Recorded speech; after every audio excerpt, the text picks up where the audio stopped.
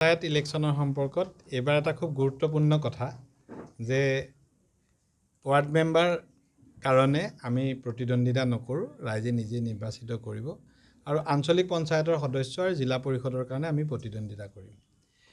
তাৰ বাবে আমাৰ মিত্ৰতাৰ ধৰ্ম পালন কৰি আমি অসম গণ পৰিষদৰ লগত মিত্ৰতা কৰিবলৈ আগবাঢ়িছোঁ। তেওঁলোকৰ লগত কালিলৈ আমাৰ আলোচনা আছে আৰু আমি ভাবোঁ ভালকৈ আলোচনা হ'ব। দ্বিতীয়তে এইবাৰ নিৰ্বাচনটো এটা খুব গুৰুত্বপূৰ্ণ বিষয়, কাৰণ যোৱা 14 চনৰ পৰা যেতিয়া নিৰ্বাচনত হাৰি আছে, কংগ্ৰেছ দলে সদায় EVMক দোষ দিয়ে। তেওঁলোকে বেলট পেপাৰৰ ইলেকশ্যন দাবী কৰে আৰু এইবাৰ বেলট পেপাৰত ইলেকশ্যন হ'ব।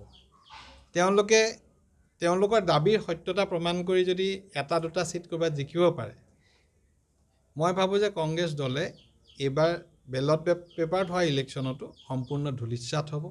কাৰণ তেওঁলোকে সদায় যেতিয়া ক'ৰবাত কোনোবা ৰাজ্যত যদি জয়লাভ কৰে তেতিয়া EVMক দোষ নিদিয়ে, পৰাজিত হ'লে EVMক দোষ দিয়ে। এই নিৰ্বাচনত আমি সৰুপথাৰ সমষ্টিত আটাইখিনি আসনেই জয়লাভ কৰিম। আমাৰ প্ৰস্তুতি প্ৰায় সম্পূৰ্ণ হৈছে আৰু কংগ্ৰেছ দলৰ কিবা ইয়াত অস্তিত্ব আছে বুলি নাভাবোঁ। তেওঁলোকৰ অন্তৰ্কণ্ডল ইমান বেছি যে আমি যিমান দূৰ জানিছোঁ প্ৰত্যেকটো ৱাৰ্ডত তেওঁলোকৰ দুটা লবি আছে, দুজন প্ৰাৰ্থী দিব খুজিছে। গতিকে তেওঁলোকৰ লগত আমাৰ বিশেষ প্ৰতিদ্বন্দ্বিতা হ'ব বুলি নাভাবোঁ। আমি যথেষ্ট ব্যৱধানত আমি জিকি যাম।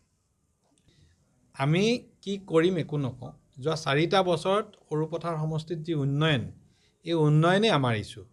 আমি কৰিব লগা কামখিনি আহি থকা দিনত এনেও কৰিম, কিন্তু কংগ্ৰেছৰ 70 বছৰীয়া শাসন বা বিৰোধীৰ 70 বছৰীয়া শাসন আৰু আমাৰ 4 বছৰৰ জনসেৱাৰ সময়ছোৱাৰ পাৰ্থক্যখিনি আপোনালোকেও দেখিছে, অসমৰ ৰাইজে দেখিছে, সৰুপথাৰ ৰাইজে দেখিছে।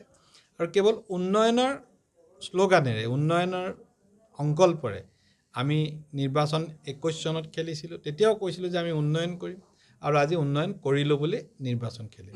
ডক্টৰ হিমন্ত বিশ্ব শৰ্মা ডাঙৰীয়াৰ বলিষ্ঠ নেতৃত্বত সৰুপথাৰে যি অভূতপূৰ্ব উন্নয়নৰ দিশত আগবাঢ়ি গ'ল, তাকে আমি নিৰ্বাচনৰ মূল ইছ্যু হিচাপে গ্ৰহণ কৰিম। সেই সম্পৰ্কত কালিলৈ সিদ্ধান্ত লোৱা হ'ব। অতুল বৰা ডাঙৰীয়া, কেশৱ মহন্ত ডাঙৰীয়া, অজন্তা নিয়োগ বাইদেউ, বিমল বৰা ডাঙৰীয়া, কামাখ্যাত আছা, আমিও থাকিম, জিলা সমিতিৰ কাৰ্যালয়ত কালিলৈ 11 বজাত এখন সভা অনুষ্ঠিত হ'ব। সেই সভাত সিদ্ধান্ত লৈ আসন ভাগ বতৰা বুজা পৰা হ'ব বুলি মই আশা কৰিছোঁ আৰু মই ভাবোঁ যে আমাৰ মাজত যিটো আন্তৰিকতা আছে, আসন লৈ কোনো সমস্যাৰ সৃষ্টি নহয়। যিকোনো খবৰৰ বাবে যোগাযোগ কৰক 7099017330 লগতে 7099017110 নম্বৰত।